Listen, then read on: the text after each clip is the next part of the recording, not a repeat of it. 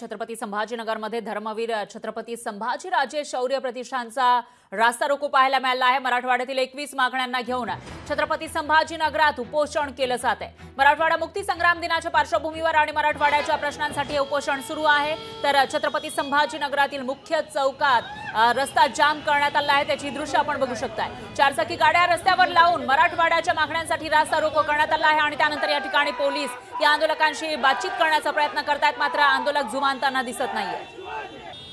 आणि या विषयात माहितीसाठी आपले प्रतिनिधी सचिन बडे आपल्या सोबत थेट जोडले गेले आहेत छत्रपती संभाजीनगर मधून। सचिन, काय सांगाल? आता मराठवाडा मुक्ती संग्राम दिन जवळ येतोय, मात्र त्याच्या आधी हे सर्व आंदोलनकर्ते आक्रमक होताना दिसून येतात। नेमक्या काय मागण्या आहेत त्यांच्या?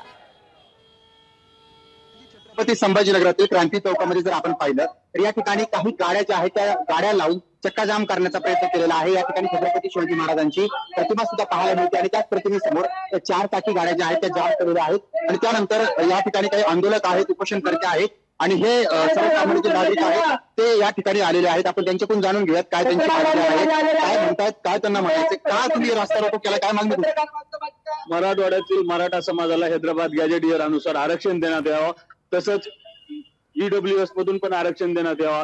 शेतकरी, शेतमजूर, कामगार यांच्या सर्व विद्यार्थ्यांना शिक्षण मोफत करण्यात यावा।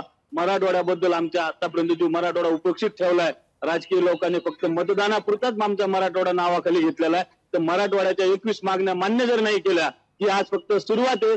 उद्यापासून आम्ही संभाजीनगर पूर्णपणे बंद करण्याची तयारी करणार आहेत, एवढंच आम्ही प्रशासनाला सांगू। त्या ठिकाणी पाहतोय आपण हे आंदोलक आहेत ते त्यांना समर्थन करण्यासाठी आलेले आहेत आणि दुसरीकडे उपोषणही सुरू आहे आणि हे अमरण उपोषण जे आहे त्या ठिकाणी पाहायला मिळतं। तर मात्र दुसरीकडे रास्ता रोको करण्याचा प्रयत्न केला गेलेला होता आणि पोलिसांनी रास्ता रोको जो आहे तो होऊ दिलेला नाहीये, गाड्या सुरळीत करण्याचा प्रयत्न केलाय। मात्र काही वेळ का होईना या ठिकाणी रास्ता रोको झालेला होता आणि त्यानंतर काही नागरिकांचे हालही झाले होते। मात्र हे आंदोलन आता सुरू राहील असा इशारा त्यांनी दिलेला आहे। पराजी निश्चितच सचिन, त्यामुळे आता हा रास्ता रोको कधीपर्यंत चालतो आणि या सर्व आंदोलकांची मागणी मान्य होते का, त्यांची समजूत काढण्यामध्ये यश येते का, ते बघावं लागेल। दरम्यान धन्यवाद तुम्ही दिलेल्या या सविस्तर माहितीसाठी। लोकशाही मराठी ऐका, पहा, जागरूक रहा।